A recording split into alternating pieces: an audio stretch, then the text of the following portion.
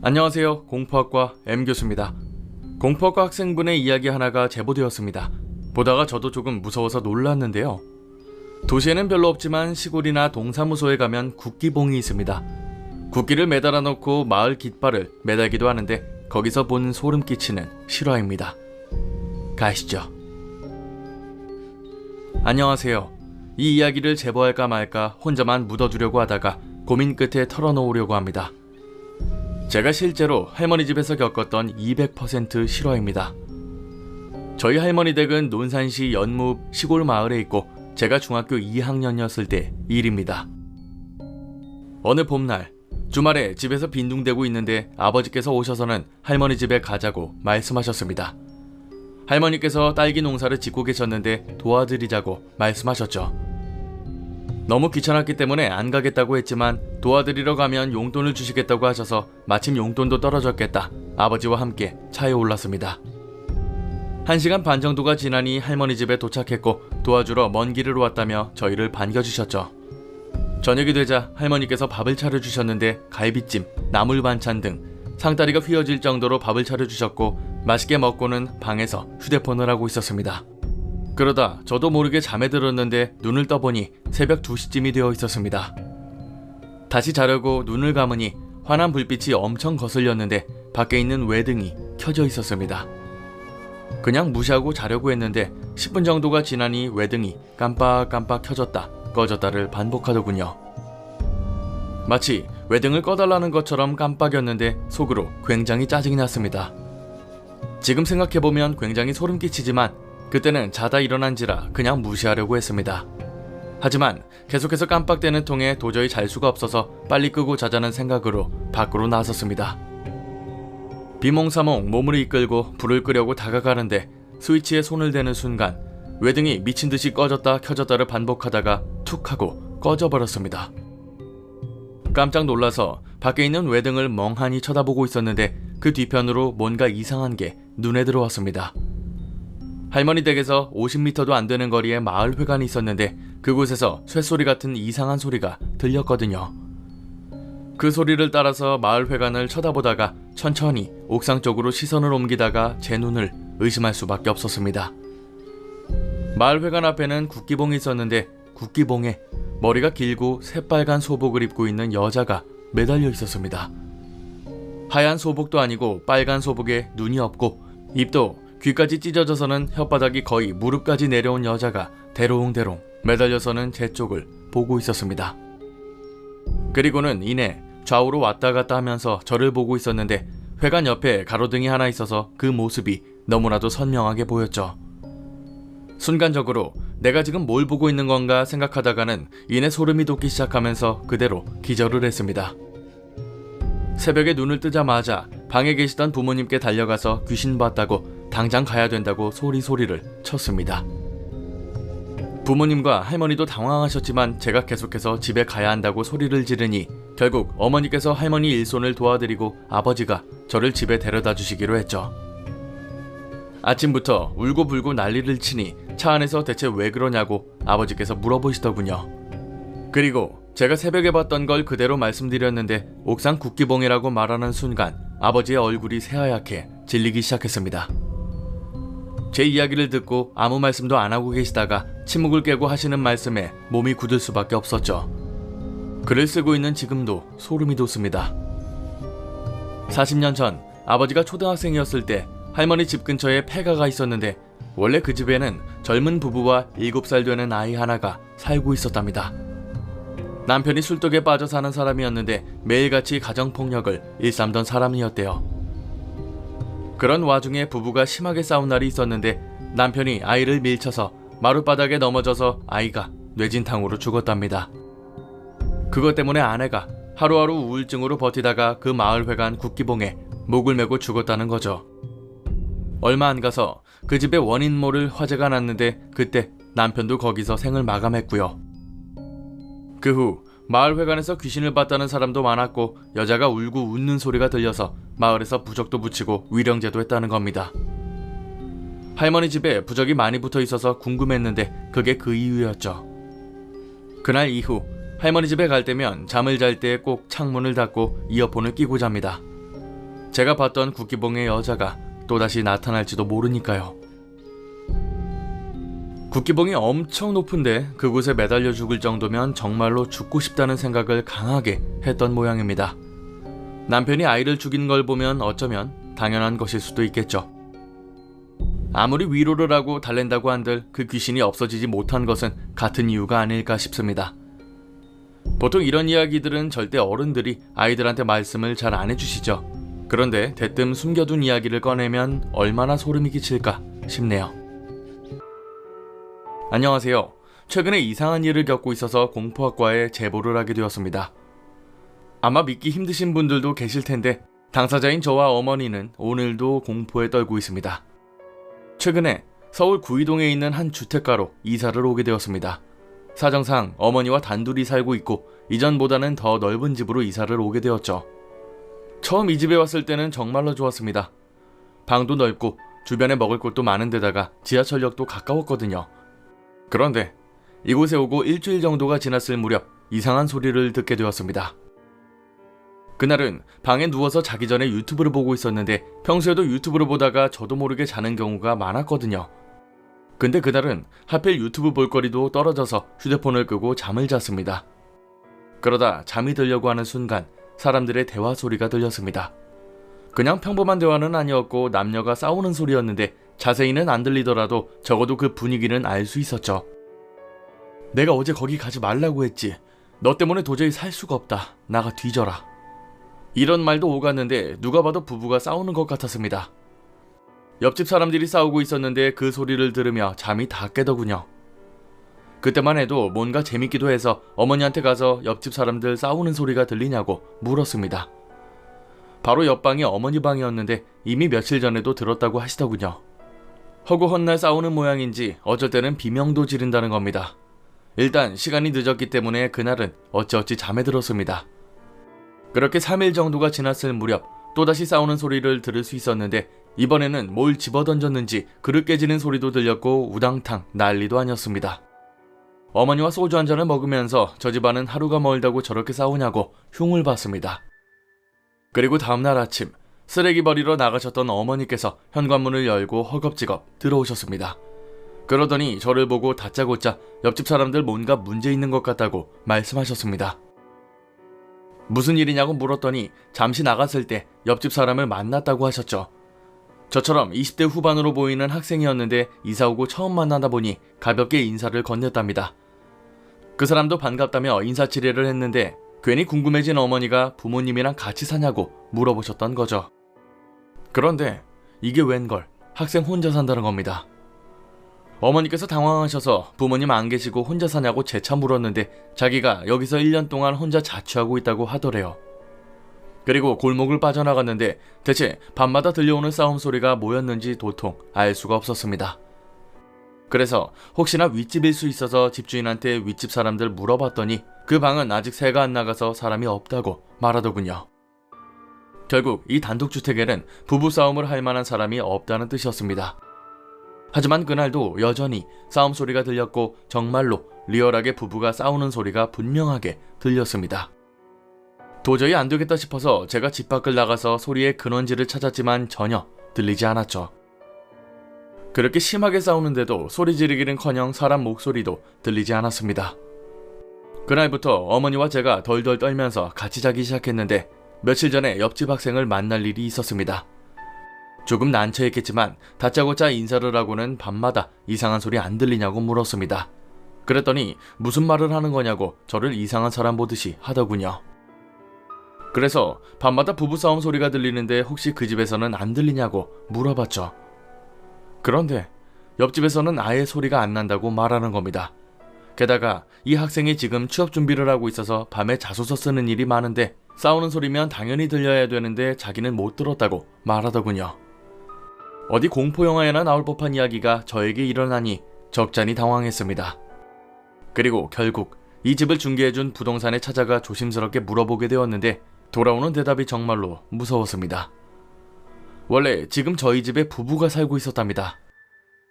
30대 후반인 부부였는데 애가 있는 것도 아니었지만 매일같이 부부싸움을 해서 동네에서는 소문이 다 퍼졌다고 하더군요. 그런데 언젠가 돌연 이사를 가버렸고 동네 사람들도 이제는 조용히 살 수 있겠다고 혀를 끌끌 찼대요. 하지만 그 부부가 죽은 것도 아니었고 아무런 사건도 없이 그냥 이사를 갔다고 말하더군요. 결국 남겨진 저와 엄마는 당시에 이유도 모를 소리 때문에 계속해서 시달려야 합니다. 당장 이사를 갈 형편이 되지 않아서 최소 2년 이상은 이곳에 살아야 되는데 도저히 방법이 없어서 이렇게 제보를 해봅니다. 이분이 제보를 보내주신 전날에도 그 소리를 들었다고 합니다. 저 또한 근처에 부부가 있는 것도 아닌데 왜 싸우는 소리가 벽에서 들리는지는 잘 모르겠습니다. 정말 어거지로 갖다 끼워 맞추려면 생념을 말씀드릴 수 있을 것 같은데요.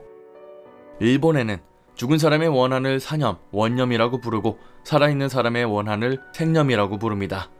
그 전에 그 부부가 얼마나 감정적이고 심하게 싸웠으면 그게 아직도 집에 남아있을 수 있다고 밖에 할 수 없는데요. 사실 이것도 거의 말도 안 되는 이야기라 당최 왜 그런지는 알 수가 없네요. 그냥 ASMR이라고 생각하고 편히 적응하고 주무시는 게 어떨까 싶습니다. 혹시 공포학과 학생 중에 이런 일이 왜 일어나는지 아시는 분들은 자유롭게 댓글로 작성 부탁드립니다. 이분 현재 이것 때문에 굉장히 심각한 상황이라고 합니다. 때는 2005년 여름방학이었는데 엄청나게 더웠던 걸로 기억합니다. 제가 다니던 중학교는 특이하게도 방학 때마다 봉사활동이랍시고 학교 청소를 시켰습니다. 학교 청소를 마치고 친구들과 담배를 피기 위해 학교 앞 빌라촌으로 향했죠. 그리고 근처 어른에게 걸려서 호되게 혼이 나고는 이제는 어디로 갈지 고민하고 있었습니다. 그러다 친구 한 놈이 자기네 집 근처에 무당집이 있는데 거기 한번 가보는 거 어떠냐고 묻는 겁니다. 뜬금없이 무당집을 왜 가냐고 거기 사람 사는 거 아니냐고 물었는데 그놈이 말하길 장사가 안 되는 지 며칠 전에 이사를 갔다고 말하더군요. 거기 가서 놀면서 담배도 피자는 게 그놈의 심산이었습니다. 일단 알겠다고 말하고는 저 포함 친구 셋이서 무당집으로 향했습니다. 현관을 열고 들어가니 거실이 있고 양옆으로 방이 하나씩 있었습니다. 음산하고 무서운 무당집을 보니 다들 무서워졌는지 귀신 있으면 나와보라고 객기를 부리기 시작했습니다. 속으로 무서우니 귀신 나오면 담배방을 놓겠다는 둥 온갖 센 척을 했던 거였죠. 다같이 쪼그려 앉아 담배를 태우다가 친구 하나가 방에 뭐가 있을 것 같냐고 물었습니다. 어차피 빈집이니 먼지와 바퀴벌레나 있겠지 싶었는데 문득 궁금해져서는 누가 문을 열지 결정하자고 하더군요. 친구들은 계속 저한테 문을 열어보라고 말했고 죽기보다 싫었지만 어쩔 수 없이 방문을 열게 되었습니다. 왼쪽 방을 먼저 열었는데 족자며 향냄새며 소위 무당이 모시는 신에게 바치는 제상마저 깔끔하게 정돈되어 있었습니다. 놀라서 여기 빈집이라고 하지 않았냐고 어떻게 이렇게 깔끔할 수 있냐고 따졌지만 여기에 오자고 한 놈은 한사코 빈집이 맞다고 말했습니다. 그리고 또다시 호기심이 도져서는 이번에는 오른쪽 방을 열어보자고 말했습니다. 이번에는 도저히 열 용기가 나지 않았고 문고리에 손도 대기 싫어졌습니다. 그랬더니 그놈이 네가 못 열면 자기가 열겠다며 문을 열었고 두 놈이 먼저 방 안으로 들어갔습니다. 그리고 둘 다 방에 들어가서는 가만히 서 있더군요. 뭐라도 봤나 싶어서 밖에서 니들 뭐 한다고 그렇게 서 있냐고 말하고는 저도 따라 들어갔습니다. 그리고 정말 오줌이란 오줌은 다 쌀 것 같았는데 방 안을 보니 하얀 옷을 입은 여자가 쭈그려 앉아있더군요. 가만 보니 여자가 방바닥에 칼질을 하고 있었고 써는 게 아니라 푹푹 찌르는 칼질을 방바닥에 하고 있었습니다. 나중에 우리끼리 말했던 거였지만 이상하게도 셋 다 몸이 안 움직여져서는 그대로 그 모습을 보고만 있었습니다. 그 여자는 계속해서 방바닥에 칼질을 했고 이내 고개를 저희 쪽으로 쓱 돌리고는 입가에 미소를 지었습니다. 그리고는 이제는 칼질을 마치 미친 사람처럼 푹푹푹푹 방바닥을 찌르기 시작했습니다. 그걸 보고는 미친놈들처럼 소리를 지르면서 뛰쳐나갔고 근처에 있던 할머니 집으로 우당탕 달려들어갔습니다. 할머니도 놀라셔서 왜 그렇게 호들갑을 떠냐고 물으셨죠. 처음에는 횡설수설을 했는데 결국 할머니께 근처에 있는 무당집에 친구들과 들어갔다고 이실직고를 했습니다. 그랬더니 할머니께서 제 등짝을 때리시며 대체 왜 무당집에 들어갔냐고 화를 내셨습니다. 워낙 오랫동안 절에 다니신지라 그런 거에 민감하셨는데 곧바로 다니시던 절로 향하셨습니다. 그리고 스님과 함께 집에 오셔서는 부적을 써주셨는데 하나는 태워서 물에 풀어 저한테 마시라고 주셨습니다. 나머지 하나는 몸에 꼭 지니고 다니고 반드시 졸업할 때까지 지니고 있어야 한다고 신신당부를 하셨습니다. 그리고 두 분이 나가셔서는 아까 그 무당집으로 향하셨습니다. 두 분이 다녀오시고는 엄청 격앙되셔서 저를 다그치셨죠. 스님께서는 혹시 귀신 봤다는 방 들어갔냐, 몇 명이서 들어갔냐 등 당장 말 안 하면 너희들 진짜 큰일 난다고 소리를 지르셨습니다. 무당집 자체가 기가 음하기 때문에 몹쓸 것들이 많다고 하셨는데 오늘 잘못했으면 살이 낄 뻔했다고 말씀하셨죠. 아직도 안 잊혀지는 게 그 스님이 말씀해주신 귀신의 인상착의가 저희가 봤던 귀신과 똑같았습니다. 그리고 하시는 말씀이 저희가 봤던 여자가 원래 그 무당이 모시던 신이고 집에 두었던 제밥이나 상이 모두 그 여자한테 바치는 거라고 하셨습니다. 무당도 도저히 이 신을 모실 수가 없어서 도망친 거라고 말씀하시더군요. 같이 갔던 친구 한 놈은 부모님께 그날 있었던 일을 다 말씀드렸고 교회에 가서 기도도 드리고 방학 내내 찬송가를 방에서 틀어놨다는 겁니다. 그런데 그 집에 가자고 했던 놈은 부모님께 말씀드리긴 했지만 부모님이 그냥 넘어가셨대요. 정말 소름 끼치게도 그 집에 살이 낀 것처럼 그 이후부터 안 좋은 일이 넘쳐났습니다. 어머니께서 바람이 나서 야반 도주를 하셨고 그 친구 집에 계단이 엄청 많고 가팔랐는데 술을 드시고 오시던 아버지께서 계단에서 넘어져서 그 자리에서 돌아가셨습니다.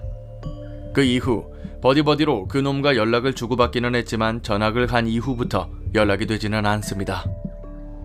제가 졸업하고 나서 스님이 주셨던 부적을 지갑에서 꺼냈더니 정말 새까맣게 변해 있었습니다. 그걸 스님께 보여드리니 바로 태워서 없애주시고 지금까지는 아무런 문제 없이 잘 살고 있습니다. 하지만 여전히 가끔 꿈을 꾸면 방바닥에 칼질을 하고 있던 그 여자가 나오기는 합니다.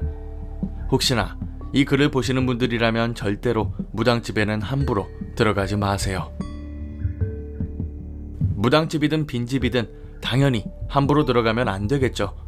저도 이걸 보면서 참 무서웠던 게 얼마나 무서운 귀신이면 무당도 도망쳤을까요? 더 궁금한 건 무당이 자신이 모시던 신을 버리고 간다는 게 가능할까 싶기도 하고요. 신당을 그대로 차려놓은 걸로 봤을 때는 신을 잠시 속인 게 아닐까 생각도 듭니다. 보통 귀신이라고 하면은 음기나 원한이 강할수록 뚜렷하게 보인다고 하죠. 셋이서 동시에 그 귀신을 똑똑히 봤다는 건 분명 그 귀신이 위험한 거라고 느껴집니다. 살을 풀지 못한 한 명에게는 악재가 겹쳤던 걸 보면 더욱이 그런 생각도 들고요. 무당집 함부로 들어가지 맙시다. 안녕하세요. 제가 중학교 1학년이었을 때 겪었던 일을 제보해봅니다. 당시 오래 살았던 집을 뒤로하고 이사를 가게 되었습니다. 아파트도 아닌 마당이 있는 단독주택이었는데 비록 학교까지 시간이 걸리긴 했지만 집이 정말 좋았습니다.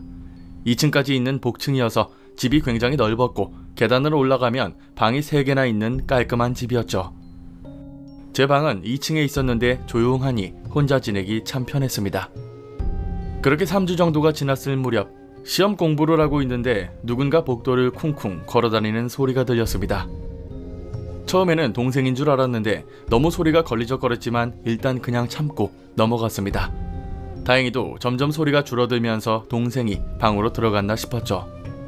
하지만 30분 정도가 지나니 그 소리가 또다시 들리기 시작했고 이 늦은 시간에 대체 복도에서 뭐 하는 건가 화가 나서는 밖으로 나섰습니다. 동생을 혼내려고 나왔지만 이게 웬걸, 밖으로 나가니 아무도 없는 겁니다. 공부를 하고 있으니 주변 소리에 굉장히 민감할 수밖에 없어서 분명 그 소리를 들었는데도 아무도 없었죠. 그때 시간이 새벽 2시 30분 정도였는데 제가 너무 예민하게 구는 건가 싶어서 일단 넘어갔습니다. 그렇게 아침이 되고 밥을 먹으러 내려왔는데 부모님이 평소보다 피곤해 보이시더군요. 두 분이 싸우셨나 싶을 정도로 무척이나 피곤해 보이셨는데 일단 학교로 향했습니다. 학교가 끝나고 집에 돌아오니 TV 소리가 엄청 크게 틀어져 있고 부모님과 동생이 엄청 긴장해 있었습니다. 동생한테 집에 무슨 일이 있었냐고 물으니 부모님이 위에서 쿵쿵 소리가 들려서 참다 동생한테 그러지 말라고 혼을 내셨던 거죠. 동생은 자기가 언제 쿵쿵대냐고 반박을 했고 이 때문에 부모님과 다퉜던 겁니다. 순간 조금 이상하게 생각하셨던 게 동생이 내려와서 부모님과 다투고 있는데도 여전히 그 소리가 위에서 들리더랍니다.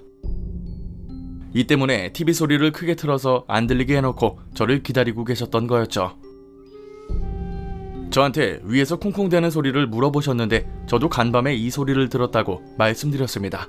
그리고 말이 끝나기 무섭게 제 방 쪽에서 쿵쿵 소리가 들렸고 아버지께서 일단 확인하겠다고 계단을 오르셨습니다. 뭔가 무서워서 다른 가족들은 다 같이 1층에 모여 있었는데 2시간 정도가 지나도 아버지께서 안 나오시더군요. 더 이상 기다리고만 있을 순 없어서 제 방으로 올라갔는데 방문이 잠겨 있었습니다. 문고리를 돌리자 안에서는 아버지께서 큰 소리로 소리를 지르셨습니다. 아파서 내는 소리라기보다 숨을 들이마시면서 소리를 지르셨죠. 놀라서 옆에 있던 동생은 울기 시작하고 제가 문을 걷어찼는데 문이 열리자마자 말도 안 되는 광경을 목격했습니다. 아버지께서 언제 그랬냐는 듯 태연하게 왜 문을 차면서 들어오냐고 물으시는 겁니다. 그래서 문도 잠근 채 소리를 지르셔서 문을 열었다고 했는데 밑에 내려갔던 동생이 허겁지겁 올라오더니 엄마가 이상하다고 울고불고 난리를 치기 시작했습니다. 그건 또 무슨 말이냐고 밑에 내려가 보니 엄마가 식탁 위에 서서는 눈이 뒤집어져서 흰자위만 보이고는 앞뒤로 몸을 흔들고 계셨습니다.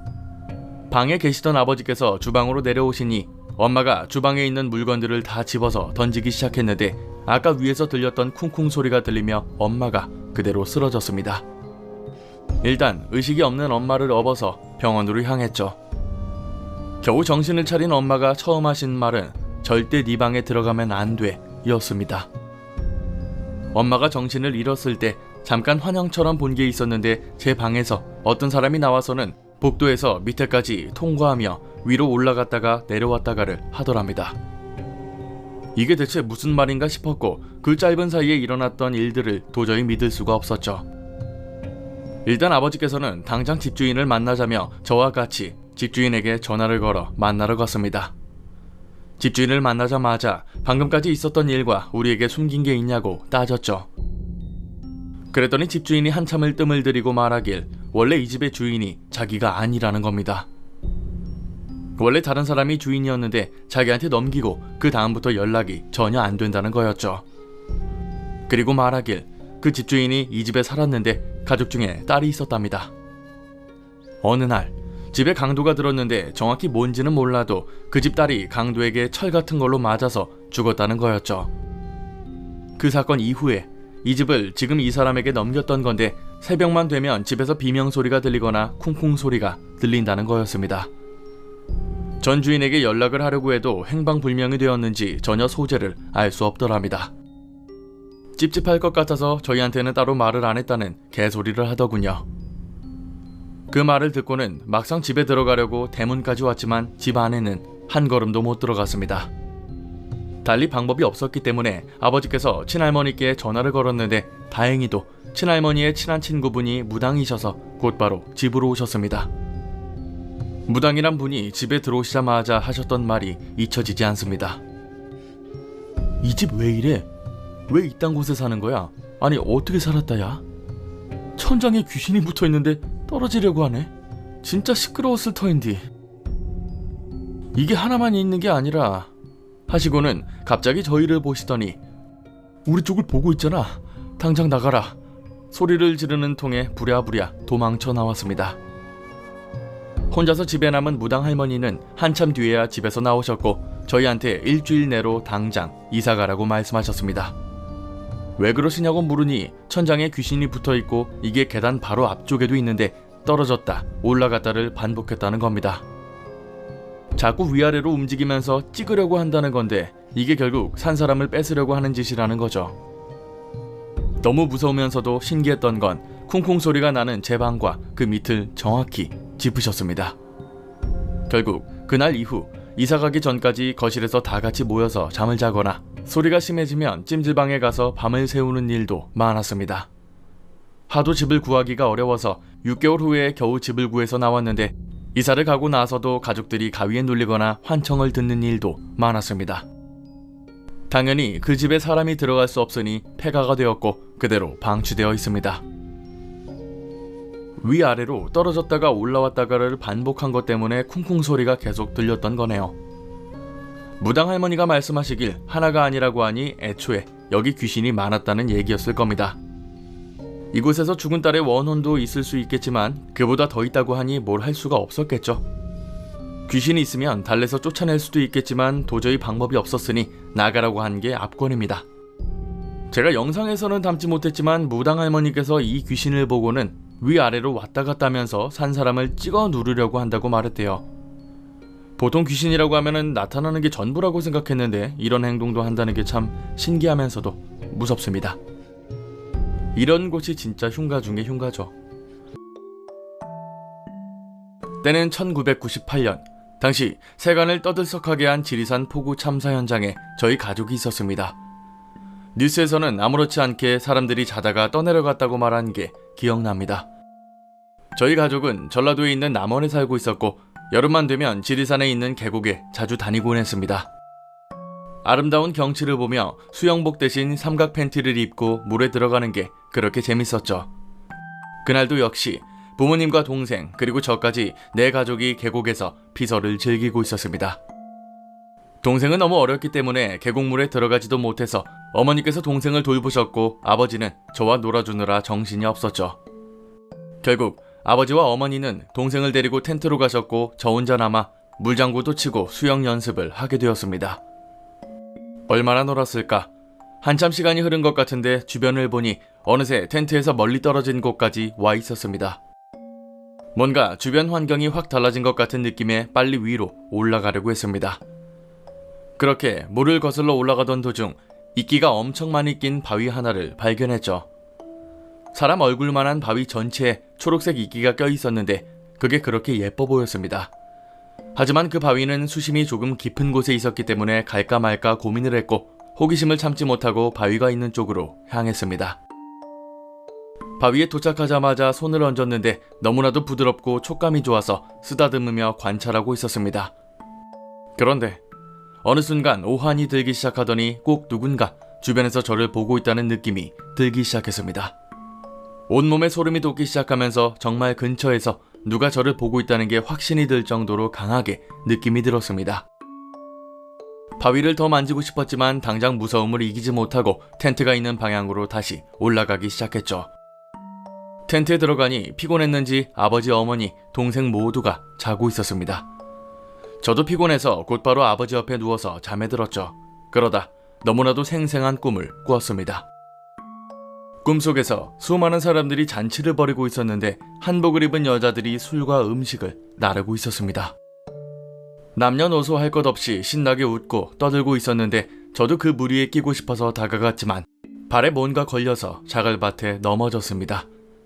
그 순간 방금 전까지 웃고 떠들던 사람들이 동시에 저를 쳐다보더군요. 아무 말도 안 했지만 이 사람들한테 가면 안 된다는 생각이 들었고 허우적거리며 도망치다 잠에서 깼습니다. 그리고 깜짝 놀라서 저도 모르게 소리를 질렀습니다. 분명 오전에는 졸졸 흐르던 계곡물이 어느새 텐트 안까지 차올라서 몸의 반 이상이 물에 잠겨 있었습니다. 하지만 그 와중에도 여전히 부모님과 동생은 편안히 잠을 자고 있었죠. 제가 놀라서 부모님을 흔들어 깨웠더니 아버지께서는 원래 이런 데서 놀다 보면 물이 불어나는 게 다반사라며 아무것도 아니라고 시큰둥하게 말씀하셨죠. 그리고는 저한테 다른 데 가서 놀라고 말씀하셨는데 그걸 보고는 말이 안 나왔습니다. 어린 나이였지만 도무지 아버지의 말씀이 이해가 안 됐고 몸에 차가운 물이 반 이상 차 있는데도 여전히 잠을 자고 있다는 게 믿기지가 않았습니다. 너무 무섭다는 생각이 들자 울고불고 소리를 질렀는데 부모님이 일어나셔서 대체 얘가 왜 일어나 하는 표정으로 저를 한참을 쳐다보셨습니다. 그리고 갑자기 정신이 드셨는지 일어나서는 텐트를 접기 시작했죠. 얼마나 놀라셨는지 두 분 다 말씀 하나 없이 급하게 텐트를 걷었고 부랴부랴 짐을 챙겼습니다. 그리고 집에 가는 길에 주변 텐트를 보았는데 그 안에 있는 사람들은 여전히 편안하게 잠을 자고 있었습니다. 물놀이를 즐기던 사람들도 물이 차고 있다고 말해도 아랑곳하지 않고 물놀이를 즐겼죠. 뭘 할 수가 없어서 유일하게 저희 가족만 차를 타고 계곡을 내려왔습니다. 한참을 내려와 포장된 길에 들어서니 입구 쪽에 구급차와 소방차가 우르르 와 있었습니다. 뭔가 심상치 않았지만 아직도 부모님은 충격에서 헤어나오지 못했는지 말없이 빠르게 집으로 향했습니다. 그리고 그날 저녁 뉴스를 보면서 가족 전체가 경악할 수밖에 없었죠. 호우로 인해 갑자기 불어난 물 때문에 60명 이상이 실종 또는 사망했다는 속보가 나오고 있었습니다. 저녁을 먹으면서도 한동안 아무 말도 할 수 없었는데 만약 그곳에 계속 있었더라면 어떻게 되었을까 생각하니 등골이 오싹해졌습니다. 그리고 제가 꿈에서 봤던 사람들이 떠올랐는데 아마 한복을 입은 여자들이 물귀신이 아니었을까 생각이 듭니다. 이 사건은 굉장히 유명하죠. 속보였으니 60명 이상이 사망했다고 나왔지만 실제로는 103명이 익사한 참사였습니다. 술과 음식을 대접하는 꿈을 다시 생각해보면 정말 소름 끼치죠. 죽은 사람들에게 물귀신들이 음식을 대접하는 거라고 생각이 드는데요. 물에 잠긴 텐트에서 태연하게 잠을 잤던 이유도 뭔가 꺼림칙합니다. 사실 이 지리산에는 오래전부터 암암리에 전해져 오는 괴담들이 많습니다.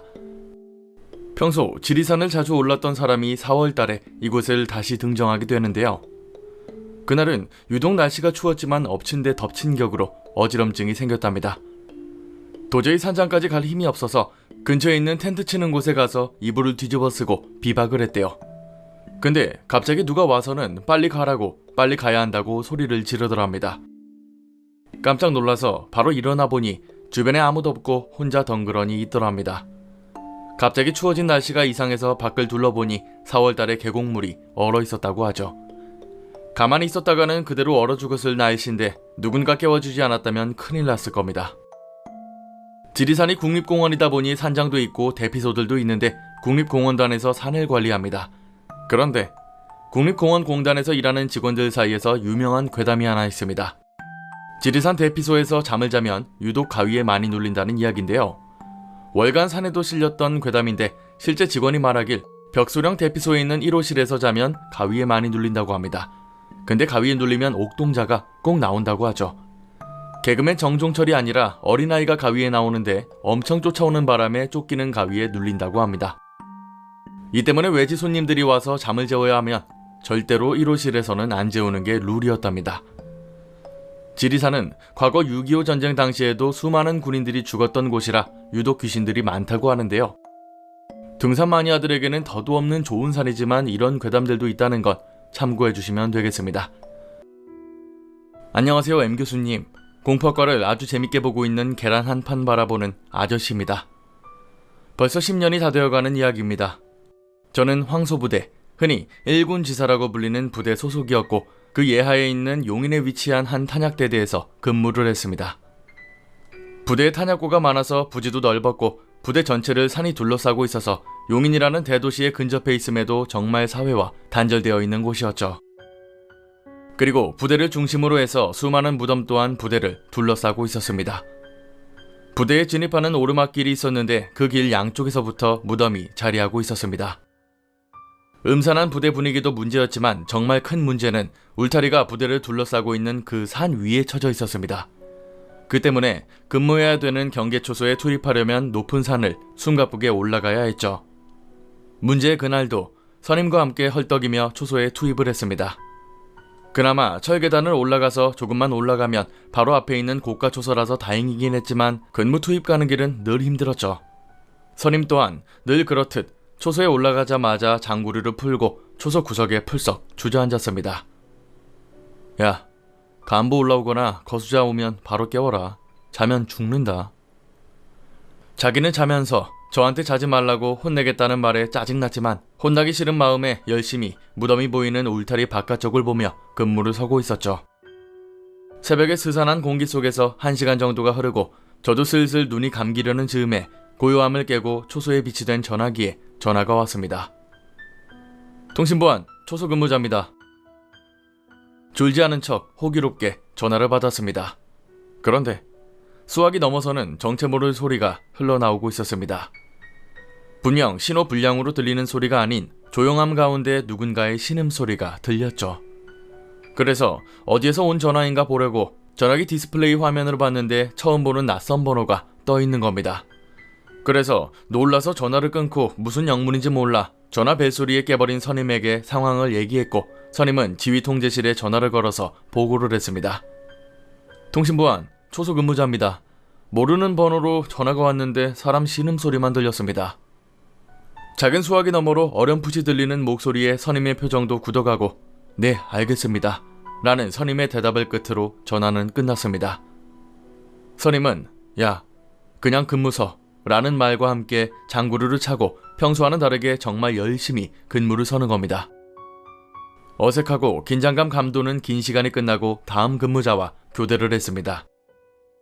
후번 근무자의 사수와 선임이 몇 마디 하는 걸 봤지만 대수롭지 않은 이야기겠거니 신경 쓰지는 않았습니다. 평소보다 빠른 선임의 걸음을 따라 막사로 들어갈 때까지 우리는 아무 말도 하지 않았습니다. 아니, 못했다는 게 더 맞을 것 같습니다. 후번 사수와의 대화 후 더욱 얼어붙은 선임의 얼굴, 무덤가를 가로지르는 무거운 분위기, 도저히 말을 할 수가 없었습니다. 복귀 보고를 하고 선임이 저를 흡연장으로 데려갔습니다. 그리고 선임이 들었던 이야기를 제게 말해줬죠. 아까 당직 간부에게 모르는 번호로 전화가 왔다고 말했을 때 당직 간부가 말하더랍니다. 어? 뭐라고? 그 번호? 옛날에 철수한 그 소초 번호잖아. 거기 분명 아무도 없을 텐데. 야, 주변 잘 보고 사주 경계 제대로 해라. 이 말을 듣고 선임은 평소와는 다르게 근무를 제대로 섰던 거였죠. 근데 후번 근무자가 와서 선임에게 말하길 이 보고 때문에 5분 대기조가 그 소초로 갔는데 사람은커녕 전화기도 없더랍니다. 이 때문에 선임 얼굴이 공포에 질려서 굳었던 거였죠. 나중에 들은 얘기로는 옛날에도 부대에 무덤이 많았고 부대가 만들어질 때 수많은 무덤을 이장했다고 합니다. 하지만 문제의 소초 자리에 있는 어느 한 무덤은 도저히 연고자를 찾을 수가 없어서 결국 강제로 이장한 뒤 그 자리에 소초를 만든 것이라고 하더군요. 그 무덤 자리가 소초원들이 쓰던 체력단련장 쪽이었는데 그곳에서 운동을 하던 어떤 병사가 갑자기 후임을 죽이려고 한 사건도 있었습니다. 후임을 쫓아 달려가던 그 병사를 연병장에서 제압하고 진정 후에 자초지종을 물었더니 정작 본인은 아무것도 기억을 못하더라는 그런 이야기도 있었습니다.